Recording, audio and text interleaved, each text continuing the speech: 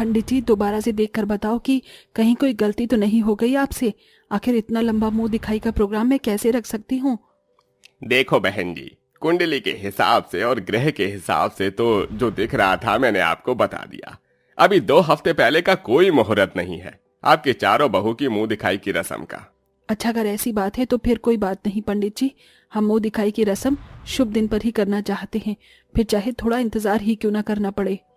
कल्याणी की बात सुनने के बाद पंडित तारीख दिन निकाल कर कल्याणी को बता देता है और वहां से चला जाता है। 2 हफ्ते बाद की तारीख थी, जिसके चलते कल्याणी अपनी चारों बहू को बुलाती है। सेजल, पारुल, मेघा, आरती, कहाँ हो तुम चारों।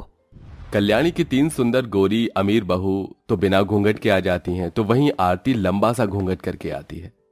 देखो, तुम चारों की मुंह दिखाई की रस्म में अभी 2 हफ्ते हैं, तो तब तक तुम तीनों को भी घूंघट करके रखना होगा।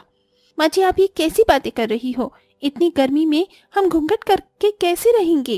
वैसे भी हमें घर में ही तो रहना है, तो हमें घूंघट करके रहने की क्या जरूरत है? ये घूंघट ये सब करना जरूरी थोड़ी होता है, हम तीनों घूंघट नहीं कर पाएंगे। इतना कहकर वो तीनों अपने कमरों में चली जाती हैं। इधर कल्याणी के सामने जैसे ही आरती अपना घूंघट खोलती है, आरती को देखकर कल्याणी गुस्से में कहती है, तुम्हारी हिम्मत कैसे हो गई घूंघट हटाने की? जब तक मुहूर्त का समय नहीं आ जाता तब तक तुम घूंघट में ही रहोगी। उन्हें जो करना है करने दो। कल्याणी इतना कहकर अपने कमरे में चली जाती है और आरती मन मार कर घूंघट कर लेती है। पता नहीं क्या हो गया है माँ जी को। खैर, कोई बात नहीं।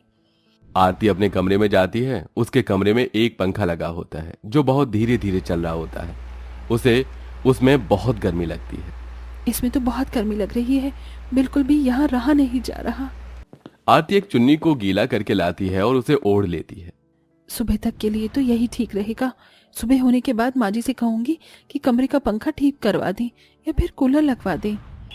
जैसी सुबह होती है, आरती उठती है और सभी के लिए नाश्ता बनाने लगती है।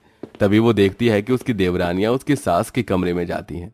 माँ जी देखो, हमें ऐसे पंखे में रहने की बिल्कुल भी आदत नहीं है और हमारे कमरे में इतनी गर्मी है कि हमसे बिल्कुल भी रहा नहीं जा रहा। हमारे कमरे में एसी लगा दीजिए। माँ जी, हम पहले भी एसी में ही रहा करते थे, हमारे कमरे में एसी तो होना ही चाहिए। वैसे भी हमें बिना एसी के रहने की आदत नहीं है, इतना तो आप जानती ही हो। हाँ हाँ, मैं सब जानती हूँ कि तुम बहुत अमीर घर से आई हो और साथ में बहुत सारा दहेज भी लेकर आई हो। चिंता मत करो, मैं तुम्हारे कमरे में एसी लगवा दूंगी। कल्याणी के ये कहने पर तीनों बहू अपने कमरों में चली जाती हैं। वो तीनों अमीर बहू घर के किसी भी काम को हाथ नहीं लगाती और घर के सारे काम बेचारी आरती को ही करने पड़ते हैं। आरती घर के सारे काम निपटाने के बाद अपनी सास के कमरे में जाती है। माँ जी, मुझे ये बात करनी थी कि मेरे कमरे में भी मात्र एक पंखा ही लगा है और उसमें बहुत गर्मी लगती है। आप मेरे कमरे में भी एसी न सही तो कूलर ही लगवा दीजिए। क्यों रे, अपने घर से तो तू एक फूटी कौड़ी लेकर नहीं आई और तुझे अपने कमरे में कूलर चाहिए? पैसे क्या मेरे पास पेड़ पर उग रहे हैं जो तेरे कमरे में एक कूलर लगवाऊं? लेकिन माँ जी, बस एक शब्द भी नहीं बोलना। जाओ अपने कमरे में जाओ या फिर घर के कोई काम करो। कल्याणी इस तरह कहकर आरती को वहां से भेज देती है। आरती की आंखों में आंसू आ जाते हैं और वो रोते हुए अपने कमरे में आ जाती है जहां उसे बहुत गर्मी लगती है। मैं इस घर की बड़ी बहू हूँ, लेकिन मेरी इस घर में कोई इज्जत नहीं है। माँ जी भी मुझे इस तरह डांट देती हैं जैसे मैं कुछ हूँ ही नहीं। अरे, गरीब होना कोई पाप होता है या गरीब होना कोई श्राप है जो मुझे लग गया है? मेरी देवरानियां अमीर घर से हैं तो माँ जी उनकी सारी सुनती हैं और मेरी एक भी नहीं। कल्याणी की बातों का आरती को बहुत बुरा लगता है और इधर कल्याणी उसकी देवरानियों के कमरे में एसी लगवा देती है। इधर उसकी तीनों देवरानियां बिना घूंघट में रहती हैं और सारा दिन एसी में सोती हैं। तो वहीं दूसरी तरफ आरती सारा दिन गर्मी में घर की साफ सफाई भी करती है, रसोई में सबके लिए खाना भी बनाती है और धूप में बैठकर सभी के कपड़े भी धोती है। गर्मी से उसके शरीर पर घमौरी भी निकलने लगती है। और कब तक मुझे इस घूंघट में घर के सारे काम करने होंगे? मुझे घमौरी भी निकलने लगी है, बहुत परेशानी होती है। गर्मी में कितना पसीना आता है, रात को नींद भी पूरी नहीं होती। आरती की सारी बातें सुनकर उसकी देवरानियां उससे कहती हैं, हमारा मुकाबला तुम कैसे कर सकती हो? तुम्हें तो पता ही होना चाहिए कि गरीबों की कोई इज्जत नहीं होती, कोई वैल्यू नहीं होती। और तुम्हें पता है, माँ जी हमारे लिए मुंह दिखाई के लिए गहने कपड़े की शॉपिंग और भी बहुत कुछ खरीदने गई हैं। तुम तो बेकारी इस घर के अंदर आई हो, तुम वैसे भी हमारे लेवल की तो हो नहीं, तो तुम्हारे लिए कोई क्यों ही कुछ करे। इस बेचारी गरीब की किस्मत को देखकर मुझे कभी कभी बहुत हंसी आती है। खैर कोई बात नहीं, तुम्हें अब ये सारी जिंदगी भुगतना ही होगा। और हमारे अमीर होने का फायदा तो देखो, हमारे कहने पर सारे काम हो जाते हैं और तुम्हारे रोने पीटने के बाद भी कोई बात तुम्हारी सुनता ही नहीं। सेजल, मेघा और पारुल तीनों ऐसा कहकर वहां से चली जाती हैं और बेचारी आरती घूंघट में कपड़े धोते हुए रोने लगती है। उसे बहुत बुरा लगता है। इधर बाजार में कल्याणी अपनी तीनों अमीर बहू के लिए अच्छे अच्छे कपड़े, गहने और बहुत कुछ खरीद रही होती हैं। भाई साहब, आपकी दुकान की जो सबसे बढ़िया मिठाई है ना, वही निकाल कर लेकर आना। मेरी तीनों अमीर बहुओं को बहुत पसंद आएगी। जो भी आपकी दुकान की सबसे बढ़िया मिठाई है वही निकाल दो। अरे ठीक है बहन जी, अभी पैक कर देता हूँ। मिठाई लेने के बाद कल्याणी शोरूम में जाती है। भाई साहब, आपकी दुकान की जो सबसे बढ़िया बढ़िया साड़ियाँ हैं उन्हें निकाल दो। कल्याणी के कहने पर दुकानदार बढ़िया बढ़िया साड़ी निकाल कर उसके सामने रख देता है। साड़ियां देखकर कल्याणी उनमें से अपनी 3 अमीर बहू के लिए साड़ी पसंद करती हैं और उन्हें अलग करवा देती हैं। भाई साहब, अब तुम्हारी दुकान में जो सबसे सस्ती साड़ी है वही एक निकाल दो। कल्याणी सबसे सस्ती साड़ी अपनी बड़ी बहू के लिए लेती है। इस तरह वो अपनी चारों बहू की मुंह दिखाई की रस्म के लिए शॉपिंग करके घर लौट आई है। देखते ही देखते 2 हफ्ते भी बीत जाते हैं और वो दिन भी आ जाता है जिस दिन कल्याणी अपनी चारों बहू की मुंह दिखाई करवाती है। मेघा, पारुल, सेजल, तुम तीनों अच्छे से तैयार होना। लोगों को पता चलना चाहिए कि मेरे घर में कितनी अमीर बहुएं रह रही हैं। ये सुंदर सुंदर साड़ियां तुम्हारे लिए हैं, इन्हें ही पहनना। माँ जी, आप मेरे लिए कोई साड़ी नहीं लेकर आई? हाँ लाई हूँ, तेरे लिए भी लेकर आई हूँ। ले, इसे पहन लियो। कल्याणी की लाई हुई साड़ी देखकर आरती को बहुत बुरा लगता है, क्योंकि उसकी देवरानियों की साड़ी इतनी महंगी और सुंदर थी, तो वहीं उसकी साड़ी बहुत ज्यादा सस्ती और फीके रंग की थी। वो कुछ बोलती नहीं, उसे बहुत बुरा लगता है। ऐसे ही मुंह दिखाई के समय तीनों अमीर देवरानियां सज संवर कर बैठ जाती हैं, तो वहीं गरीब जेठानी घर के सारे काम नौकरानी की तरह कर रही होती है। अरे बड़ी बहू, तुम कब तक सारे काम करती रहोगी? जाओ जल्दी से तैयार हो जाओ, सभी मेहमान आ गए हैं। ठीक है, अभी जाती हूँ काकी जी। सभी मेहमानों के आने के बाद वो अपने कपड़े बदलने के लिए जाती है। इधर उसके जाते ही मुंह दिखाई की रस्म शुरू हो जाती है।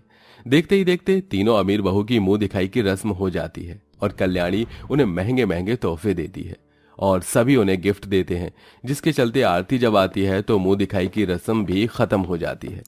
ये क्या माँ जी, मैं तो अभी तैयार होकर ही आई थी और मुंह दिखाई की रस्म खत्म ही हो गई।